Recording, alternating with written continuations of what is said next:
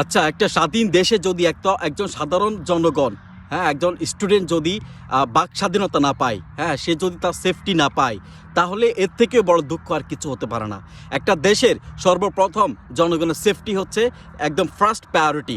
ঠিক আছে, এখানে যদি সে তার যদি সেফটিটাকেই যদি প্রথম পর্যায়ে যদি সে তার সেফটিটা হারিয়ে ফেলে, তাহলে আপনি কিসের দেশ চালান? সে যে হোক না কেন, যত বড় প্রধানমন্ত্রী হোক না কেন, আপনি কিসের দেশ চালান? আপনার ওয়ার্ডারে আপনি কত বড় ক্ষমতাবান, আপনার ওয়ার্ডারে আপনার পুলিশ এটা কি করে, এরা গণহত্যা করছেন, স্টুডেন্টদের হত্যা করছেন, স্টুডেন্টদের শ্যুট করছেন, ওপেন শ্যুট করা হচ্ছে। এটা কি মনে হয় এত সহজ? সব কিছু কি খুব সহজে ভুলে যাবে মানুষ?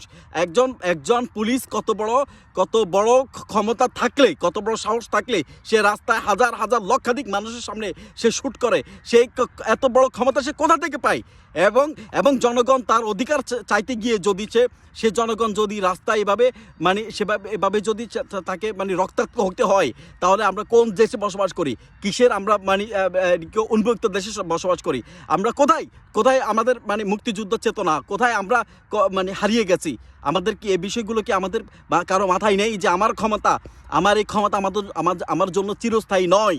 আমার এই ক্ষমতার অপব্যবহার আজকে আমি যখন অপব্যবহার করব, কালকে আমার এই ক্ষমতার ফিডব্যাক আমাকে পেতেই হবে। এটা চিরন্ত সত্য। সে যত বড় ক্ষমতাবান ব্যক্তি হোক না কেন, সে যে পর্যায়ে নিজেকে চিন্তা করে, সে এই পর্যায় থেকে মাথায় রাখতে হবে যে আপনাকে ওই পর্যায় থেকে নেমে আসতেই হবে, টুডে অন টুমোরো। এবং স্টুডেন্টদের উপরে যেভাবে হত্যা হচ্ছে, স্টুডেন্টের উপরে যেভাবে অত্যাচার হচ্ছে, এটা সারা দেশের মানুষ এই চিত্রকে খুব ভয়ঙ্কর রূপে এখন ধারণ করছে। এবং সরকার প্রতি ঘৃণার চেয়েও ঘৃণা, তার থেকে ভয়ানক আর কি থাকতে পারে? সব কিছু মানুষের মধ্যে সরকার প্রতি এভাবেই চলে আসছে।